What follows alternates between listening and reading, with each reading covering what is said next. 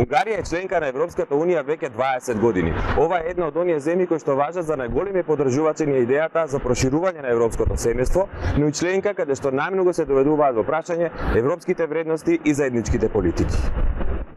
Дебатата за Унгарија оди и многу подалеку, така што во европските институции се полемизира дали и воопшто станува збор за демократија, односно се опишува како хибриден режим на изборна автократија, уставен систем во кој што има избори, но почитувањето на демократските норми и стандарди отсуствува.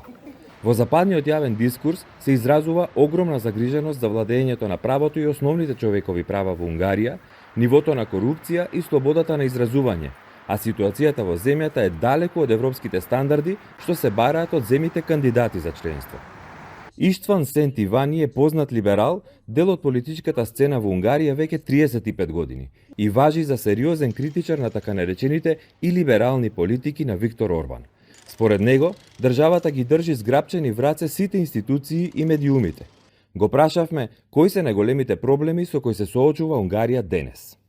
The main problem is the rule of law. The rule of law curtailed very much in the last 10 years or 14 years. It was a successive process. It's from step by step. It has been built down, the whole situation, and there is a sliding back in Hungary, obviously. That means that the state has captured all institutions, constitutional court, the court of audits, and many other so-called independent institutions are captured by the state, and therefore they can rule completely. Even the election process can be judged as unfair. It has been so categorized that it is free but not fair, because there is not an uneven field for the candidates. As you know, the government and the ruling party has so many advantages financially and also in media front and all other aspects they are supported. Therefore, there is not a real equal footing in the election, and therefore, of course, the opposition has always less chance. Меѓутоа, токму во Будимпешта на локалните избори победи опозицијата. Ивани има логично објаснување како. There is a obvious reason for that, because in the Budapest people have access to the independent media. In Budapest there are many independent media outlets, and Budapest is an urban area, and there is also a divide as the urban and big cities, and mostly Budapest, are much more oppositional voters, and in the rural area, in the small cities, the ruling party is dominant. Огромната доминација на владеачката партија Фидес во Унгарија во голема мера им се припишува на медиумите. Над 80% од унгарските медиуми се контролирани од власта, а отсуствува објективно информирање на граѓаните наместо пропаганда. За медиумската состојба во земјата разговаравме со Беа Бодроги. When we talk about the media situation in Hungary, I would say that one of the main issues and the problems is the media capture. The capture by the state, which means that the government and government-affiliated companies control most of the media outlets in Hungary.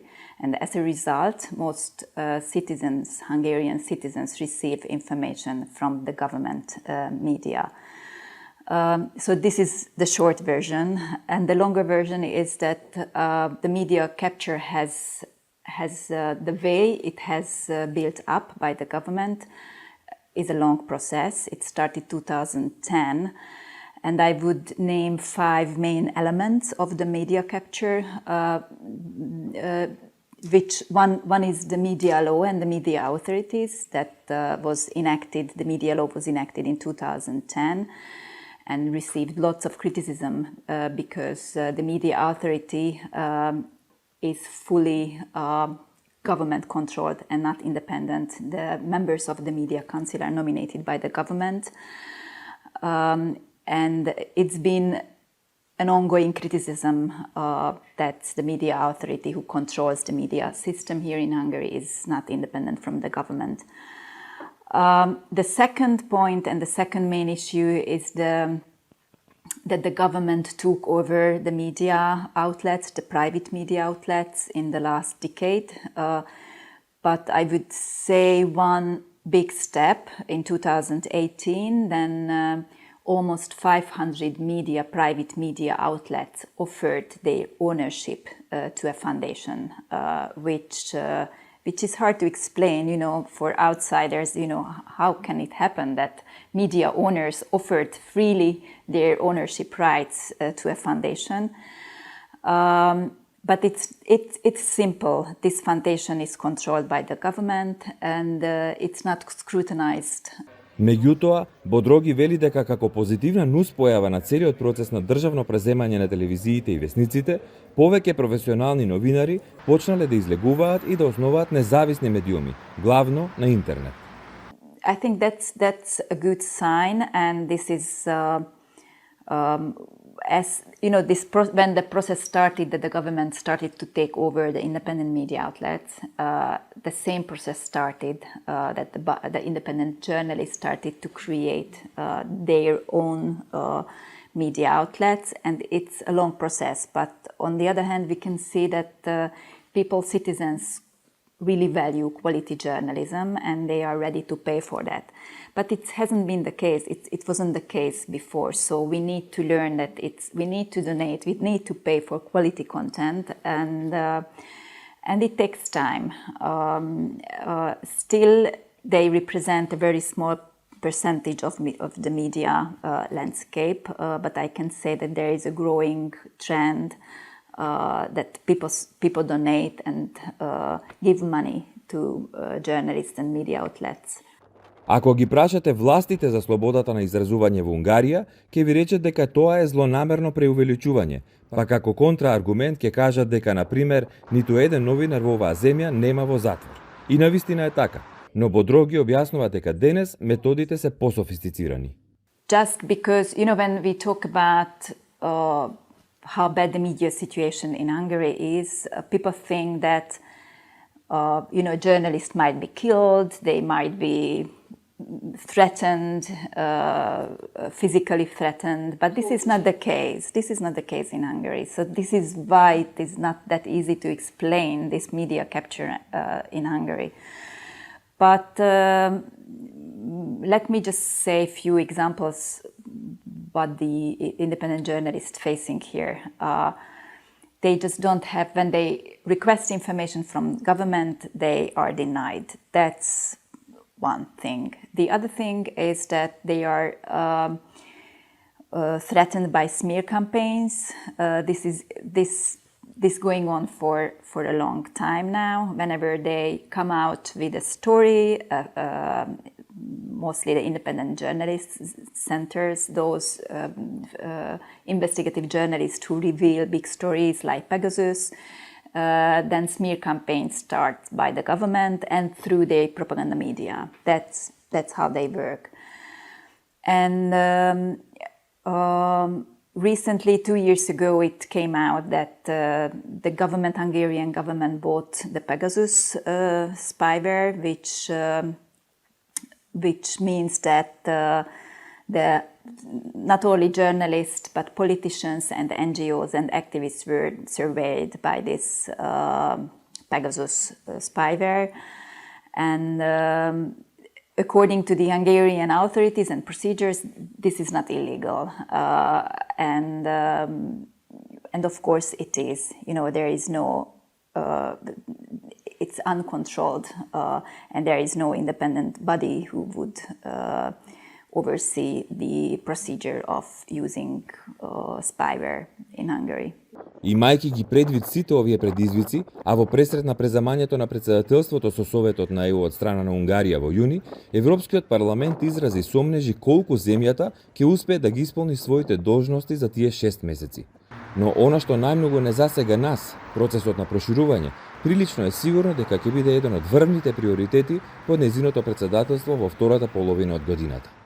Of course, enlargement is always a hot issue here because we do care and we do a lot of proactive work with regards to keeping the enlargement of the Western Balkans high on the agenda.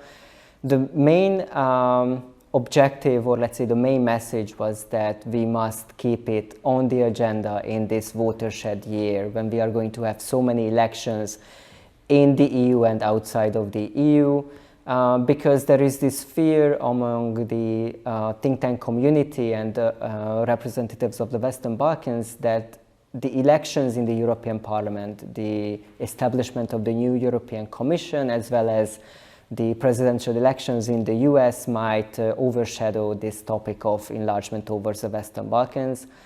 Another key message for the region was that reforms must be done, but on the other hand, the EU and EU member states must also acknowledge the reforms and the hard work that the Western Balkan states managed to accomplish all over this 20 years or so after the Thessaloniki summit. Ференц Немет од Институтот за надворешни работи во Будимпешта додава дека сосема е јасно дека ЕУ ќе мора да се реформира одвнатре пред да дозволи влез на нови членки во Унијата и да настане уште поголем хаос во носењето на одлуките. Before Western Balkan states join the EU, there must be a new treaty, there must be some kind of comprehensive reform within the EU to be able to handle a community of 30 plus states. Според Немет, кој што важи за добар познавач на Западен Балкан, лицитирање со датуми за влез во Унијата е само нагодување, па наместо тоа вели дека подобро за нас би било да имаме прецизен патогаз на реформи кој ќе не одведе до крајната цел – полноправно членство. I have been conducting Western Balkans related research for the last decade or so, and there have been so many dates on the table. I do believe that having some kind of dates is a good thing because it can motivate the society and it can also motivate the political elites. Because if you have a certain date that the society knows and aware of, they might be able to take the governments accountable to undergo reforms, to be the engines of reforms, because they know that the clock is ticking and they need to perform. Instead of having, let's say, a date for accession, I would more appreciate, let's say, a roadmap, a comprehensive roadmap that establishes or that makes it clear what the candidate countries must do and when those reforms must be done in order for them to get to the next stage of accession. So instead of a date that would say that a certain candidate country would join the country at this time, I would much appreciate a roadmap clearly signaling what must be done from the side of the candidate country, what must be done from the side of EU institutions, and by the end there should be a clear date when this process should end.